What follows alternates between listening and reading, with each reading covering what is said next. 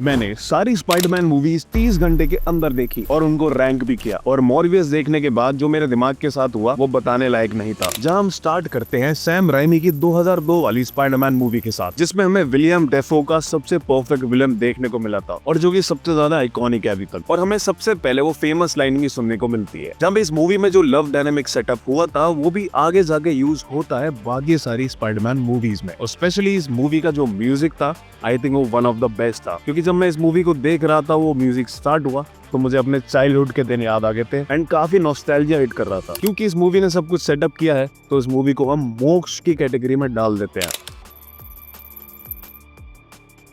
I think ये movie one of the best sequels में आनी चाहिए, क्योंकि ये मूवी एक्चुअली में पहली वाली से ज्यादा बेटर लगती है, जहाँ पे हमें एक और आइकॉनिक विलन देखने को मिला। इस मूवी में हम पीटर पार्कर को अपनी पर्सनल लाइफ और सुपर हीरो लाइफ में स्ट्रगल करते हुए देखते हैं। पूरी मूवी में हमें इतने सारे आइकॉनिक सीन देखने को मिले थे, स्पेशली वो ट्रेन सीक्वेंस और वो जो क्लाइमेक्स वाला सीक्वेंस था। और पर्सनली आई थिंक ये सबसे बेस्ट स्पाइडरमैन मूवी थी अभी तक की। इसको भी हम मोक्ष की कैटेगरी में डाल देते हैं।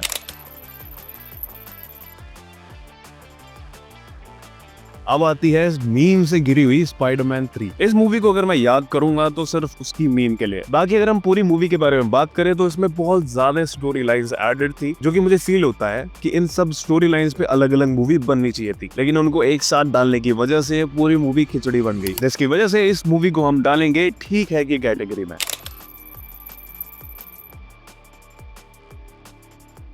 इस मूवी से हमें एक नया स्पाइडरमैन देखने को मिला, जिसको एंड्रयू गारफील्ड ने प्ले किया। और मुझे लगता है कि एंड्रयू गारफील्ड का जो स्पाइडरमैन था वो काफी अलग था, क्योंकि डिस्पाइट बीइंग अ नर्ड, इसमें पीटर पार्कर काफी एक्चुअली में कूल लगता है, जो कि उसको बाकी सारे स्पाइडरमैन से अलग दिखाता है। और that actually works for me. इस मूवी में रोमांस का भी एंगल काफी अलग तरीके से दिखाया है, जहाँ उस पर अच्छा खासा फोकस किया है। यहाँ पे इसमें भी काफी सारे आइकॉनिक सीन्स है, स्पेशली वो लाइब्रेरी वाला सीन जो था पूरा। और उसकी वजह से इस मूवी को हम डाल देते हैं बढ़िया की कैटेगरी में।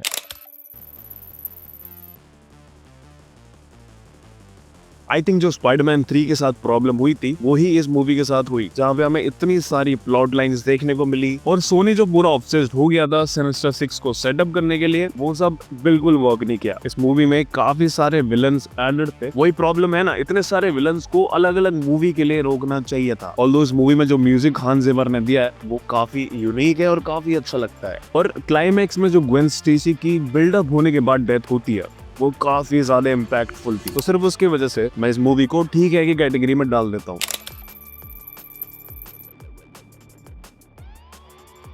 ये मूवी वैसे तो ओरिजिन स्टोरी नहीं है, लेकिन इस मूवी में भी स्पाइडरमैन अपनी आइडेंटिटी को खोजता है, जहाँ वो सबसे पहले सिर्फ एक कूल गाय बनना चाहता है एवेंजर्स में जाके, लेकिन बाद में उसे रियलाइज होता है कि उसकी पावर्स के साथ जो उसकी रिस्पॉन्सिबिलिटी है वो इन सब चीजों से बहुत बड़ी है। क्योंकि एक्चुअली में ये सब चीजें काफी अच्छी वर्क करती है इस मूवी में। तो इस मूवी को हम डाल देते हैं बढ़िया की कैटेगरी में।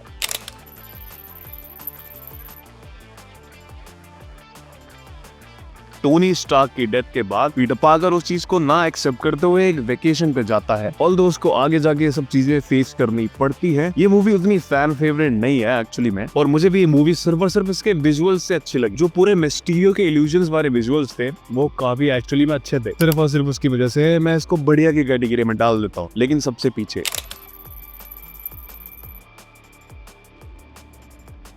This movie is absolutely amazing. ये मूवी पूरी की पूरी एक इवेंट थी, जहाँ पे इसकी इतनी ज्यादा हाइप होने के बाद भी इस मूवी ने बहुत अच्छा खासा डिलीवर किया था। और सच बताऊं तो मैंने कभी नहीं सोचा था कि मैं तीनों स्पाइडरमैन को एक स्क्रीन पे एक साथ में टीम अप करते हुए देखूंगा, और जो कि हमें देखने को मिला था। और अगर हम टीम अप भी हटा दें तो इस मूवी में भी और भी अच्छे सीन्स थे। जो पूरा ग्रीन गॉब्लिन वाला सीक्वेंस था वो काफी एक्चुअली में अमेजिंग था। और इसकी एंडिंग में भी जो पीटर के साथ चेंज हुआ था, जो उसने अल्टीमेट सैक्रिफाइस किया था, उसकी वजह से भी ये मूवी मोक्ष कैटेगरी में जाएगी।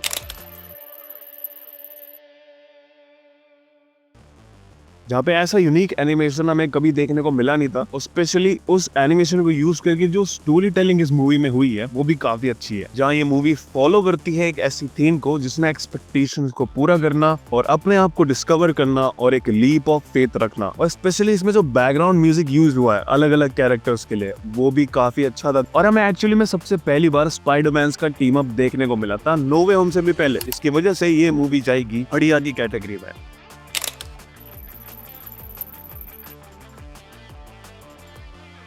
जैसे कि सारे स्पाइडरमैन सीक्वल्स पे है, जिसपे स्पाइडरमैन की पर्सनल लाइफ और सुपर हीरो लाइफ में कॉन्फ्लिक्ट होता है, जिसके बाद वो अपना पोटेंशियल डिस्कवर करता है। और इसमें काफी सारे न्यू कॉन्सेप्ट्स भी हमें देखने को मिले थे, जैसे कैनन इवेंट्स। और इस मूवी ने एक मल्टीवर्सल कनेक्शन सेटअप किया था बाकी सारी स्पाइडरमैन मूवीज के साथ। स्पाइडरवर्स की मूवीज एक्चुअली में एक काम तो बहुत अच्छा करती है, जो कि है बैकग्राउंड म्यूजिक। इस मूवी में जो मिगेल के लिए भी बैकग्राउंड म्यूजिक था, वो भी काफी बढ़िया था। तो इस मूवी को हम बढ़िया की कैटेगरी में डाल देते हैं।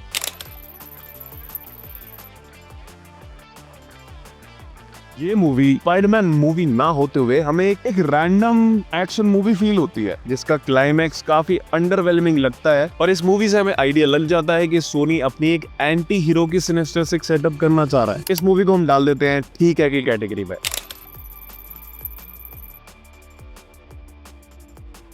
ये भी एक ऐसी मूवी फील होती है जिसको आप एक्चुअली देखने के बाद बिल्कुल भूल जाओगे, और कॉमिक बुक से रिलेशन होने का कोई मतलब ही नहीं है। फिर से वो अंडरवेलमिंग क्लाइमेक्स हमें फील होता है, और ये मोर लाइक एक कॉमेडी एक्शन मूवी फील होती है। ऑल्दो उसमें कार्नेज का डिजाइन काफी अच्छा था, बट उसके अलावा इसमें कुछ ऐसा है नहीं बात करने को, तो इसको भी हम ठीक है की कैटेगरी में डाल देते हैं।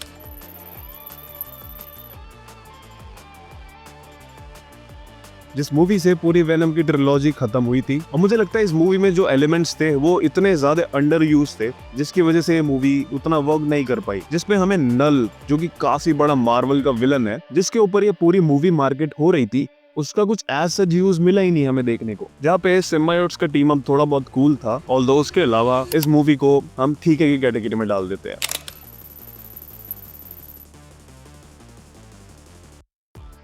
ये मूवी पूरी की पूरी मीम लॉर्ड थी, और जिसपे तो अलग से बकचोद जिला रिव्यूज बनने चाहिए, जो मैं अपने चैनल पे बनाता हूँ। पूरी मूवी को टोबी मैगवायर के स्पाइडरमैन का एक पोस्टर बना होता दीवार पे, उससे मार्केट किया था, जिसका हमें कोई मतलब ही नहीं देखने को मिला। इस मूवी में सच बताऊं तो काफी रैंडम चीजें हो रही है, और विलन भी एक्चुअली में काफी लाफेबल है। और ये मूवी 2 बार रिलीज भी हुई थी और 2 बार फ्लॉप भी हो गई, जो कि अपने आप में एक रिकॉर्ड होना चाहिए। तो इट्स मॉर्बन टाइम कहते हुए हम इसको क्यों है की कैटेगरी में डाल देते हैं।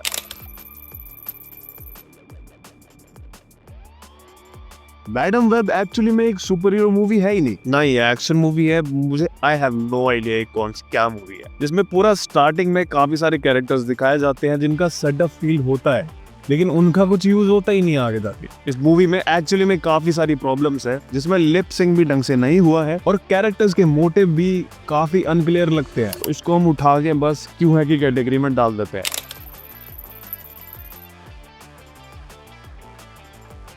ये सोनी स्पाइडरमैन यूनिवर्स की लास्ट मूवी थी, जो कि उनके एफर्ट से भी फील होती है, जिसमें स्टार्टिंग का सीक्वेंस ठीक ठाक था, लेकिन उसके बाद मूवी इतनी ज्यादा स्लो हो गई। स्पेशली क्रेवन का ओरिजिन इतना ज्यादा स्लो था कि it actually feels very boring, जिसके बाद ये सिर्फ एक रैंडम R-rated मूवी फील होती है, जिसमें इसमें भी काफी सारे विलन इन्होंने घुसेड़ दिए हैं, और जो इसका मेन विलन है राइनो, उसका भी डिजाइन काफी ज्यादा पुअर लगता है। तो इसको भी हम उठा के डाल देते हैं क्यों है की कैटेगरी में, जिससे लिस्ट तो पूरी होती है। बाकी यही थी वीडियो, मिलते हैं अगली वीडियो में।